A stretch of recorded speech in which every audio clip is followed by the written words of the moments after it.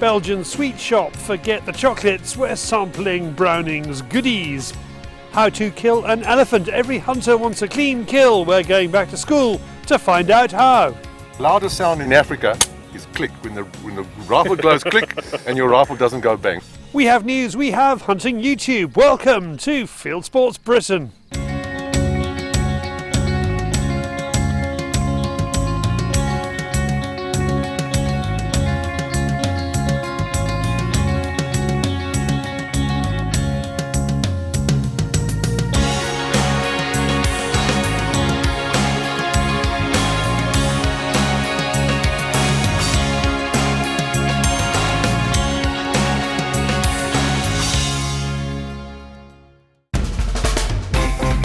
Dateline, Sologne, France, April 2017.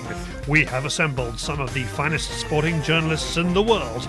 Everything that's new from gunmakers Browning and Winchester. And how much ammunition? 24,000. Nothing left. And we have Italian trick shooter Raniero Testa. We are on a private estate in France's top hunting region, not to go hunting but to try out every toy on the new in shelf at the toy shop. First up, it's rifles.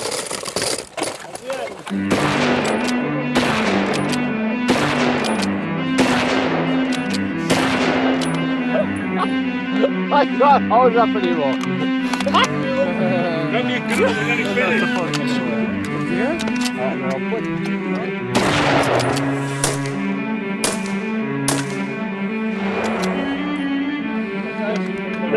There are actually some unbroken. Okay. Oh yeah! The morale was fun. I've shot the morale before, looking forward to getting my one, so not really. I just enjoyed pumping rounds through it. The bars again is a guilty pleasure. There's nothing we can do about that. Expend all rounds in perimeter. So we had a morale and a bar. The BAR is the semi-automatic which we can't use in the UK, and the morale is the straight pull. So we had two people together, and we just shot. One person loading, one person shooting, and after about 15-20 minutes, our shoulders were completely battered, and it was such fun, I suppose. I mean, I suppose you can call it fun, but it's fantastic to be able to actually experience that. Yeah, we did have a blast yesterday, that is for sure. I've never fired so much centerfire ammunition in such a short space of time. I think what really brought a smile to my face is when our host said, "Guys, we've got to get rid of all the ammunition." I thought, really? We had about 800 rounds, and they said, "We can't take this home with us. You've got to shoot it." It was ridiculous, really good fun. I mean, firstly, it's great fun. We always shy away from saying that about shooting, but it was brilliant fun in a safe environment to put some rounds down range in semi-automatic guns that we don't have the opportunity to shoot in the UK. Are you afraid to call it fun? Well, I think some people may frown upon it as rifles or guns being fun. There is an element of fun, but we do take it seriously, perhaps, in the right controlled environment. And I was amazed at how the guns put up with that kind of hammer, because there's no way a normal human being would put that much ammunition, especially if they're paying for it, through the gun. And to see how well they performed, the morale and the BAR as well, very reliable. You were my famous loader there, Charlie. And I loaded for you, and I got so tired and burnt I had a hurty thumb, by the way. It was terribly hurty, but I'm over it now. Ultimately, you're looking for mechanical reliability in a gun like that. And I've been on other events with other guns that have just not been able to put up with that sustained level of abuse. Having many shots, you will learn about the product. If it's rifle or shotgun or anything else, lots and lots of rounds, lots and lots of practice, and you soon start understanding the benefits, or the nothing's perfect, everything's a compromise. I understood the word chingale, and that was What's that mean? wild boar. We also have a couple of hours of sensible rifle shooting, including help from a top French instructor. I think the most useful thing I've learned this last couple of days is the standing techniques and the kneeling techniques. So you actually are you flat on the target? Are you sideways? Le ventre face? Non, c'est les hanches qui sont orientées 10h, 16h. Leon. So we're not flat. So, no, it's not a question of this part of the body. It's this. It has to be 10-16 in front of the target. 10 o'clock. 4. Sorry. Yeah, to 4. Sorry. Yesterday we had a top instructor. We were shooting at long ranges, and we all of us, even though we're experienced rifle shooters, came away having learned something about technique, having learned some interesting stuff about the product as well. That's right. I think that the main thing is there's no right or wrong way, and I think the most important thing is to identify what works for you. And I've been in Germany, I've been in England, where I've been trained by these army instructors, and the guys in Germany actually are saying things differently to what we should be doing, say, in France or in England. So to me, that's fascinating. One person's saying you should be directly behind the rifle when you're laying prone, and the chap in France says 30 degrees. The chap in France is saying when you're doing your shooting, let the air come out of your lungs, and run the right of your lungs, then take the shot. Whole breath, blow, blow, blow. When you're almost empty, there's about a 2 or 3 second dwell period when you're very still before you start going, and so that's the time to release the shot. The chap in Germany says that actually just breathe slowly and just take the shot at any time. So there's no right or wrong, in other words. As an old duffer and a shooter of many years of rifles, you tend to get set in your ways, and I don't tend to take much in the way of standing shots unless it's on pigs up close. And so he taught me some tricks I didn't know, which I'm certainly going to take back and practice on my personal range, because if there's something you can shoot at 100 yards and you're happy with the shot, like on a deer, I will now take it. Just what works for you, practice. So it's trigger time, and just lay down, or what you've got to do, and just keep on practicing, and you'll find out. The other thing is have a buddy, somebody watch you. Tim is impressed by a new version of the Browning X-Bolt that's coming out with a custom McMillan stock. What stood out for me was the stock, being a 300 Win Mag. They do come back at you. It's quite an aggressive round. What I found with that, it was just, after you pull the trigger, it just came straight back.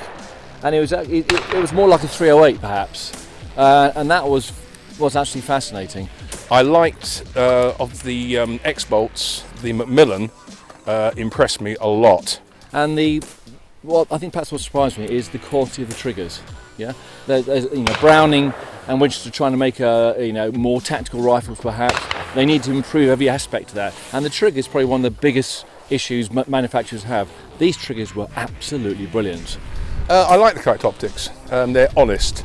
As explained to me before, they're not all whistles and bells. There's not these ridiculous. You see some scopes and they've got so much stuff on them. The average guy perhaps buys it because he's told to buy it by the magazines or whatever, and they don't use half the kit or they use it wrong.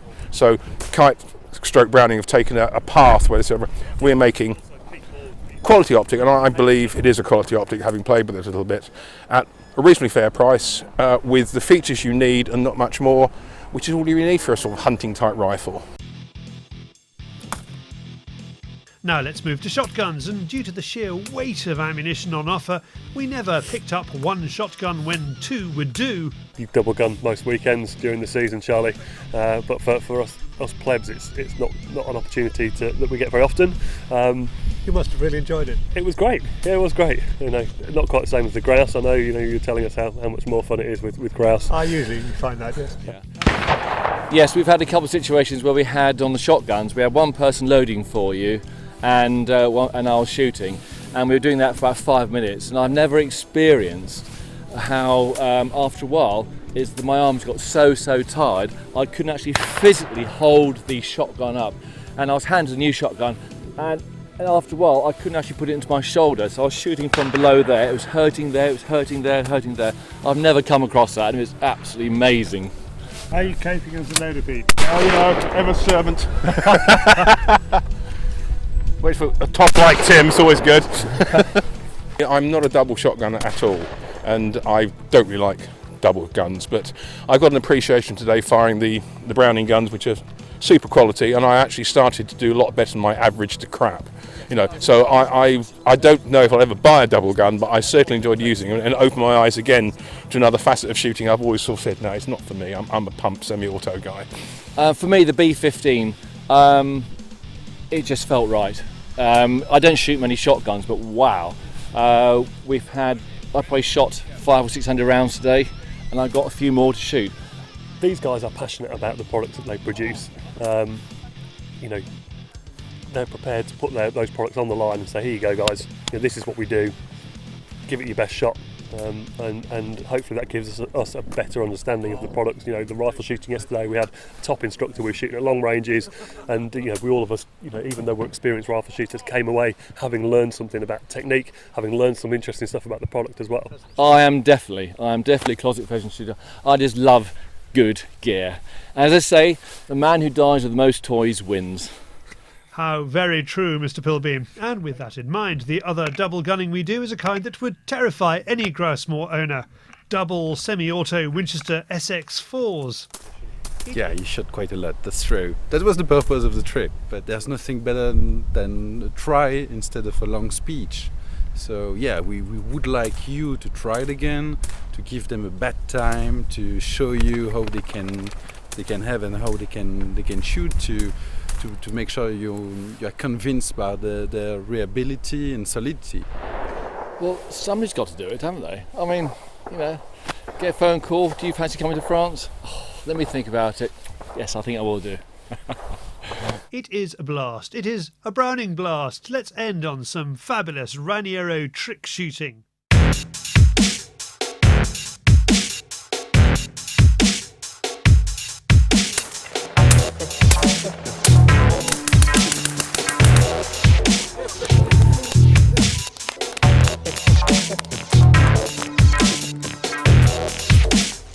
Got to shoot his gun. Oh. So I'm now complete. For more about all the products you've seen here, go to browning.eu. That's it! A great trip with great company, thanks to all involved. Next up, somebody else who gets in trouble at the French fancy counter. It's David with the Fieldsports Channel News Stump.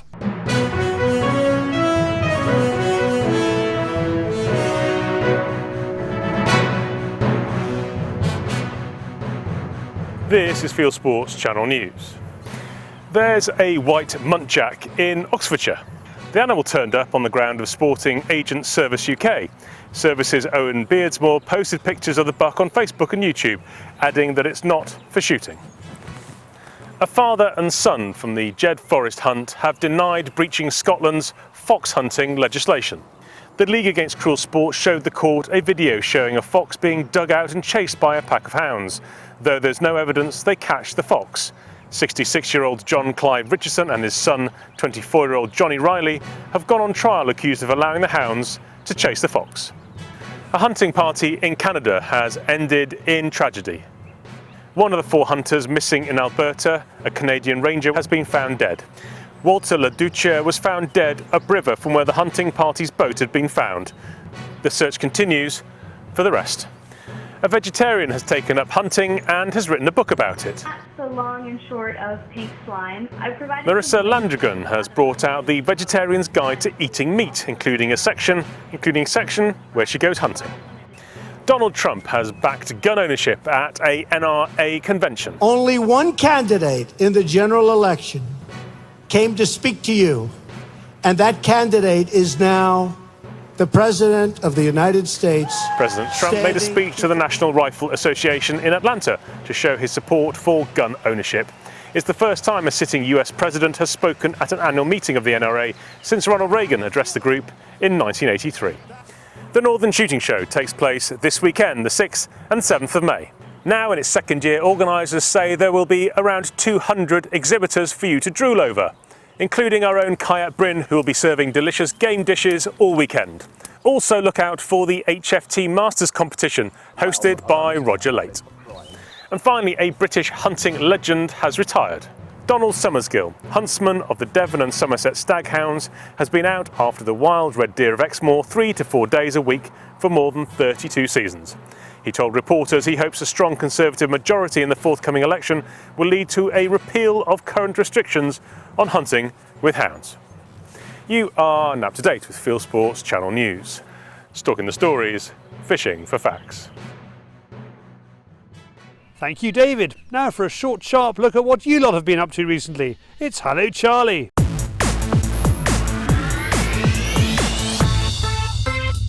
Hello Charlie, this is Eddie down here in Cambridgeshire. Absolutely gorgeous morning for a stalk. Last few days of the fallow season, so I've had this lovely fallow does just to end the season. 26th of April, Levi was right.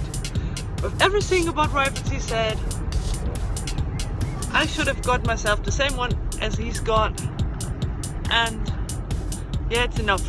And your scope is much better, and Zeiss makes the best of scopes. And you were right and I was wrong, and now you've got it in video in. Hello Charlie, Charlie here. I've had a day on the Magpies today. Well, I say a day, just the hour in the hide, and just the one, so yeah, keep the good videos coming. That's it. Please send me your Hallo Charlies via Facebook, YouTube, Dropbox or email charlie@fieldsportschannel.tv. Thank you for those. Please keep them coming. Now, in South Africa, you can go to school to learn how to shoot an elephant. We have been to that school, and let me tell you, no elephants were harmed in the making of this film.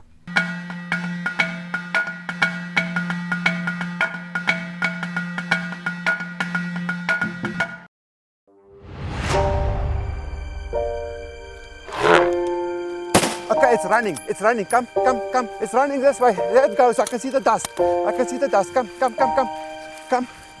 see it, go down here in the river, it's running down this river, there it goes, another one, okay, let's go and have a look. It doesn't matter if it's a rat or an elephant. If you're going to shoot an animal, it needs to be done right. That means knowing your kit, knowing yourself, and knowing where that bullet needs to go. You've got to understand the animal that you're hunting. You've got to understand all about it. Its ecology, its reproductive cycle, its life cycle. That just makes the hunt more interesting because you understand, you become one with the animal. You understand it completely. You understand everything about the animal that you're going to take its life. And I think that way you can honour the animal and respect it a lot more if you understand it really well. When things get this big, there are many more practical and some would even say ethical reasons to get it right. Plus, getting it wrong could be the last thing you do. Loudest sound in Africa is click, when the rifle goes click and your rifle doesn't go bang. In a corner of the Kruger National Park in South Africa, beautifully painted elephant targets are being put into position. Tomorrow, Lennart Ljungfelt, the president of Swedish gun sights manufacturer Aimpoint, and members of his family will be put through their paces. They are attending an elephant hunting training course at the Southern African Wildlife College under the watchful eye of Dr. Kevin Robertson, vet and author of world-famous book The Perfect Shot. The course climaxes with an incredibly realistic simulated hunt. So he comes down, he can't see it. We get him actually into this little hole here like that. And as he comes down into here, the elephant comes into view. And then there's the shot exactly from here. Pete can't reach the paint there. Let me just give him a hand there. If anyone knows the anatomy of an elephant, it's Kevin. The shot placement will differ depending on your position and the angle of the elephant's head. Teaching technique is aim on the eye and then move that point of aim across to underneath what we call the ear gusset, which is in the back third of the brain, because that controls the breathing center and it controls the locomotory center. So you shoot an elephant there, the back legs will go down first, and he'll just drop. Front part of the brain is where logic and reasoning is, and it's not nearly as effective as the back half of the brain. So we target the back half of the brain, and that's what these targets are designed to do, exactly that. A lot of guys just panic when they see the elephant so close and they're not used to their rifle. The rifle doesn't fit them properly. They're not used to the trigger brake, so they get the shot off before they're really ready for it. So this not only just teaches you about shot placement, this also teaches you about your gun mount, how well you're familiar with your rifle, how well your rifle fits you, how used to you are the sight picture, and all those things that come together into almost like a real life situation. So it really puts the person under pressure if they're not mentally prepared for it and they're not physically prepared for it and they're not well enough practiced with their rifles. Most guys buy a big game rifle and they probably shoot it 3 or 4 times a year, but you need to shoot this rifle a couple of hundred times till you're thoroughly familiar with it. And that's what they don't do. They're scared of their rifle. It's too expensive to shoot. Big bore rifle. This rifle of mine, every time the rifle goes bang, that's a good bottle of scotch going down range. But we have to practice because it's all about muscle memory and it's all about feeling of familiarity. You've got to know exactly when your trigger's going to break. You've got to know exactly when your sight picture. And yet that what comes with practice. Right, so we need to get those ears, sorry. Why don't we? The last target simulates the worst case scenario. If it all goes wrong, that elephant needs to be stopped and dispatched, and this is best practice. An elephant turns and runs and gets away, you've got to stop it. Because if you don't stop it, you'll never find that elephant again and you'll never catch up with it. No human can keep up with an elephant. So the idea is to run after it and you either shoot it in the hip joint or the spine, and we've got targets here which we indicate and to show where those positions are. And that is just basically to slow the animal down, because an elephant can't walk on 3 legs. So if you break an elephant's hip joint, he just stands there and then you can actually come and give him a coup de grace.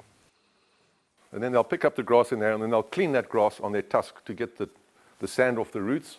Before we shoot any of the big game rifles, we need to learn about the anatomy and social structure of the elephants. It's complex. So trophy hunting is very selective. Only 0.5% of the population is hunted. So no effect on the numbers, but it has huge financial implications. While they're being shot to pieces by poachers across much of Africa, over the past 20 years, the number of elephants in the Kruger has soared. Before they were protected, they were a local resource. There was even an elephant meat processing unit in the park.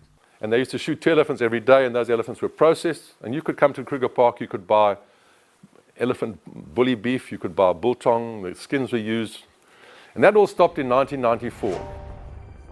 There's more to this course than knowing where the brain of an elephant lies. We get up close to them. We are taken to see the damage they do. Mature knobthorn trees all toppled by elephants. With them goes shade, food, protection and nesting sites. Elephants are literally eating all the other game out of house and home. And we see that now with bushbuck. We've already lost eland here. Sable is just hanging on. They're not getting more. Roan is gone over here. Reedbuck here, gone. And that is all in the last 35 years. And so what happens now to the nesting sites of vultures? What happens now to the nesting sites of eagles? What happens now to the nesting sites of ground hornbill? And you know, it's a big problem. This place is not just for elephants. It's not just for them. They've got a place. Yes, of course they've got a place. But can that place not be fulfilled by, let's say, 1/3 or 1/4 of the number of elephants? We return to the college's range. To make sure the big game rifles are shooting straight, there's an omelette making competition. Welcome to the 3rd official omelette challenge.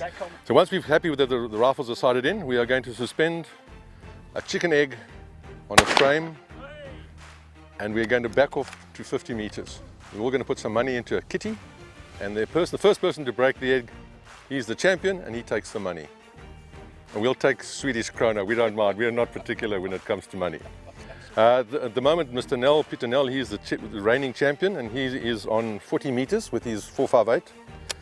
I think it was a flip shot myself, but so we'll see if we can repeat it this year. Congratulations.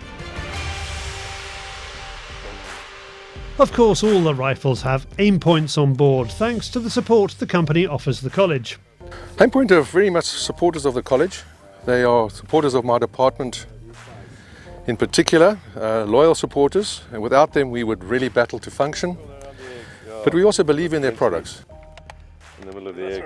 Yeah. With the egg smashed and an astonishing number of near misses all round it, it's time for the simulated hunt. Lennart goes first. Pete treats it like the real thing. It was feeding, look at this. Actually feeding, yeah. Look at this. Fresh tongue, real fresh tongue with fresh pea. Okay, you might be in luck today.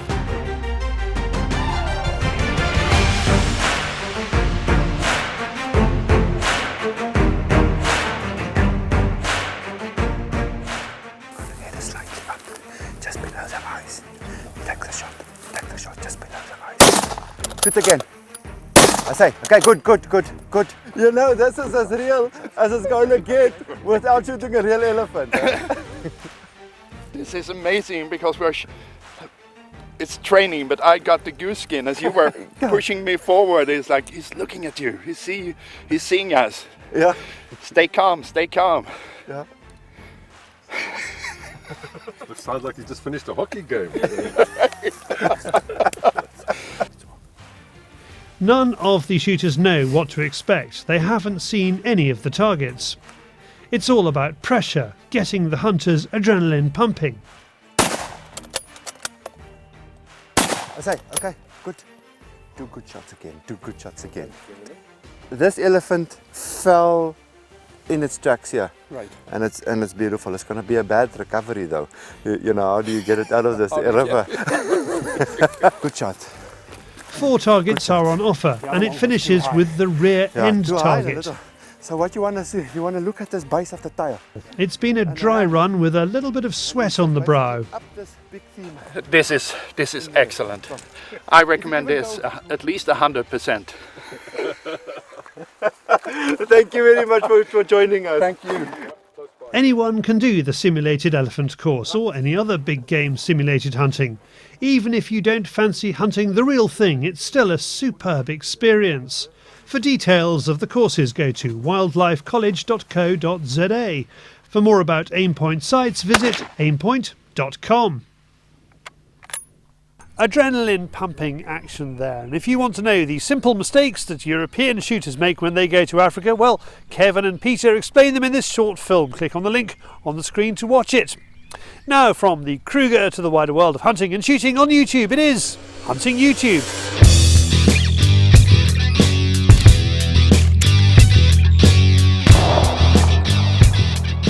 This is Hunting YouTube, which aims to show the best hunting and shooting videos that YouTube has to offer. Lots about deer in this week's item, and we start with a huge concentration of roebuck. Serval Channel is after bucks in northern Serbia and takes a great shot. In Scotland, Italian stalker Circuit is out with a friend and guest on a windy day. He stalks into a young buck. And County Deer Stalking produces a roebuck film with an educational edge. He shows how it is possible to shoot a deer twice with just 1 bullet. Intrigued? You'd better watch the film. There's plenty of deer hunting down under at the moment. Waikura Moana's new episode is about fallow deer in New Zealand with 2 good mech shots. In Australia, Bolt Action Productions is in search of rutting fallow bucks Part 4. He asks, has the croaking begun? On this episode of Amble Hunting, I can do no better than repeat the intro. A possum falls out of a tree, there is a sheep avalanche and a couple of gay stags. On top of all that, they are after red stags in New Zealand. It is the duck hunting season in Australia too, and there are new films on YouTube about that. Here is Gretchy shooting in Victoria. Back in the UK, Tweeds and Pheasants has put up a GoPro film on pigeon and corvid shooting with some excellent shots. That's it for this week. I have put all these films into a playlist for you. Click on the link or check this film's description. If you have a YouTube film you'd like us to pop into the weekly top 8, email me the link, charlie@fieldsportschannel.tv. Also out this week, it is the May episode of Club Digweed.